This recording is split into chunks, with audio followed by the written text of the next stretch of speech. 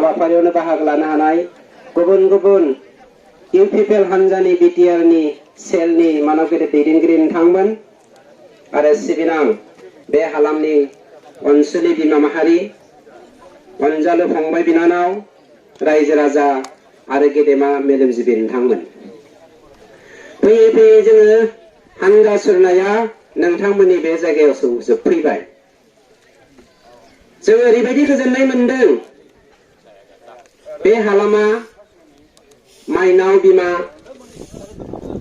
आरो बाथौ बुरिजों बोर होजानाय मोनसे हालाम जायनि जाहोनाव दिनै जोङो गदायोब्लाबो इउपिपिएल हान्जानि जानानै नोंथांमोननो दाखालिसो जालांनाय लोक्षि फुजा एबा माइनाव फुजानि हामलायथिखौ नोंथांमोन साफ्रोमनोबो बावबाय आरो जोङो मिथिनो मोनफैदों दिनै प्रेक्टिकेलि जोङो नोंथांमोननि बे हालामाव फैनानै नुफैबाय जदियो थांनाय 17 बोसोराव बिपिएफआ जोंखौ नासयदोंब्लाबो जोंखौ लानानै हा होगोन होननानै राजखान्थि गेलेदोंब्लाबो जोंखौ लानानै भट बेंक हिसाबै बाहायदोंब्लाबो इसोरनि बाथौ बोराइनि बाथौ बुरिनि अबं लावरुनि माइनाव बिमानि आशीर्बादा जेब्लायबो नोंथांमोनजों दं जायनि जाहोनाव नोंथांमोना हाजारखि नासयाथों मानो गादब जायाथों मानो सोबख' जायाथों मानो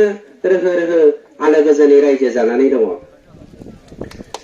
जोंनि इउपिपिएल हान्जानि दिनैनि हान्जा सुरनायनि गुबै थांखियानो जादों 17 बोसोर जालांबाय जोङो गुबुन हारि जेरै नेपाली राजबंशी सुत्रधर आदिवासी बायदि बायदि हारिफोर बेफोरनि मोनथाय होननायखौथ' बाद दोनबाव बर'जोंनो खुंजानाय बिटिआर थामहिनबा आगुनि बिटिसिनि दैदेनगिरिफोर जाय दैदेनगिरिफ्रा बिपिएफ हान्जानि दैदेनगिरिफोर बिथांमोना जोंखौ हानि मोनथायनिफ्राय गोजान खालामनानै दोनदों बिथांमोना जोंखौ जौगाथायनिफ्राय गोजान खालामनानै दोनदों बिदा फंबायनि गेजेराव दाङाबाजि सोमजिहोनानै मोनसे जातिजों मोनसे जाति दाङाबाजि खालामनानै जोंनि गेजेराव अशान्ति सृष्टि खालामदों जोंखौ जौगाथायनिफ्राय बेसेबांबा गोजानाव दोनदों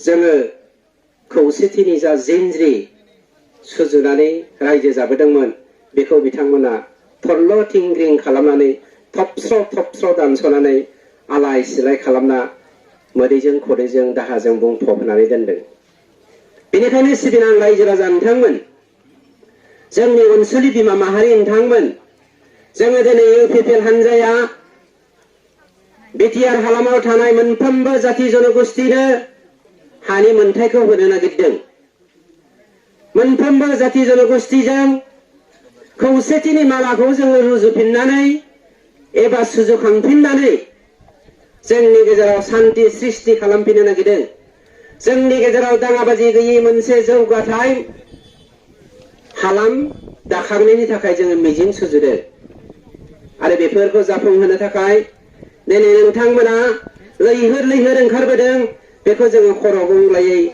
धन्यबाद होनायजों लोगोसे जोंनि गोरबोआव नोंथांमोनखौ मासि होदों फै जोङो बावैसोनो जोंहा बिसायख'थि जानो थांगासिनो दङ बे बिसायख'थि जानायनि गेजेरजों जों जे सरकार दाखासिगोन बे कनफार्म जाबाय हाग्रामाया दाखालि बेवहाय नोंथांमोननि बे साखाथियावनो थाइखा तिनिआलियाव मोनसे जथुमा खालामदोंमोन 3,000निख्रुइबो बांसिन मानसिखौ गुबुन गुबुन हालामनिफ्राय लाबोनानै गावसोरखौनो बेवहाय देरहासार जाबाय होननानै डिक्लेयार होफैदोंमोन मात्र 1200 नैबे 14 नं चिरांदुवार कन्स्टिट्युएन्सिनि मानसिफ्रा बे मिटिंआवहाय बाहागो लादोंमोन हाग्रामाया होनदों आङो हानि मोनथायखौ होबोदोंमोन उनाव होनदों नङा आं नङा जोङो होबोदों 17 बोसोर बियो हानि मोनथायखौ होबोदोंमोननो उनाव बुंफिनलायबाय जोङो हानि मोनथायखौ होनो हायाखै नाथाय बे बाराव जोङो हानि मोनथाय होनो लाबोबाय होननानै बुंदों जाय हाग्रामाया गावनो बिटिआर सक्तिखौ रिभिउ खालामनांगौ होननानै सावरायग्रानो नाफाम बाथोन दौयै दौयै हिरेन बर'नो दुन्दिया बाथोन दौयै दौयै अनजलि दैमारिनो ना बाथोन दौयै दौयै बुरखायनानै गावसिनि फलिया खालामनानै जोंखौ थगायबावनानै आरोबाव खेबसे हानि मोनथायखौ जों लाबोबाय होननानै बुंदों। रायजोफ्रा बुंनायसाय थामथि बर' ঐक्यखौ हाग्रामाया खालामदों नामा? खालामाखै। बियो होनदों जोङो लाबोदों। नोङो जुदि लाबोदोंमोनब्ला अके, नोङो सासे उइटनेस हिसाबै साखि हिसाबै सिगनेचार होदों, जों गनायो। नाथाय नोङो सिगनेचार होनानै दाखालि मानोथो रिभिउ खालामनांगौ होनफिना?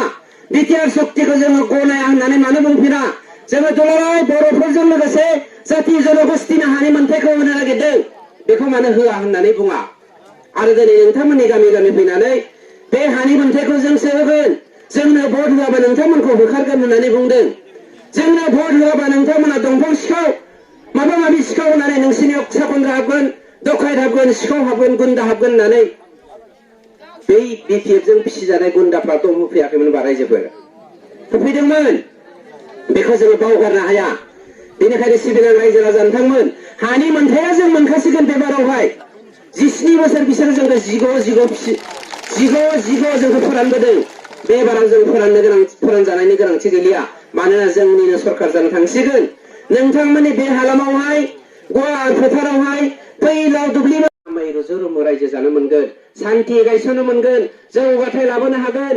मानोना जोङो मोनफ्रोमबो गामिखौनो राजा लामाजों सरजाबनायनि मोजाङै हान्था मेलानि राहा लामाखौ बानायनो नागिरदों, जेन जोंनि फिसाफ्रा लेखा गोरों जानो हायो, जेन जोंनि बिदा फंबायफोरा बिजनेसाव इनभल्भ जानानै रांखान्थि बिथिङाव जौगानो हायो, जेन जोंनि बिमा माहारिफ्रा हान्था मेलानि थाखाय गोरलैयैनो हान्थिनो हायो। सिबिनां रायजो राजा नोंथांमोन, जोंहा गेवलां मिथिं दंबावो। बे गेवलां मिथिङाव जोङो बिराद मोजाङै सावरायगोन। सावरायलायनायनि गेजेरजों जोंनि जेंनाफोरखौ जोङो माबोरै सुफुंगोन बेखौ जोङो मिथिलायगोन। जोंहा गोबां आलासिफोरबो फैखादों। दुलाराय बर' फरायसा आफादनि दैदेनगिरिफोरखौबो जों आलासि महरै लिंहरदों। गोबां बायदि गुबुन गुबुन हारिनि सेलनि दैदेनगिरिफोरबो दंफैयो, बिथांमोनाबो स्पिच लाखिगोन। नंखायनो गोबां सम बुङा, जोङो ससे हान्थिबावनांगौ दङ। जोङो 1 बाजिनिफ्रायनो बे जथुमाखौ जागायगोन।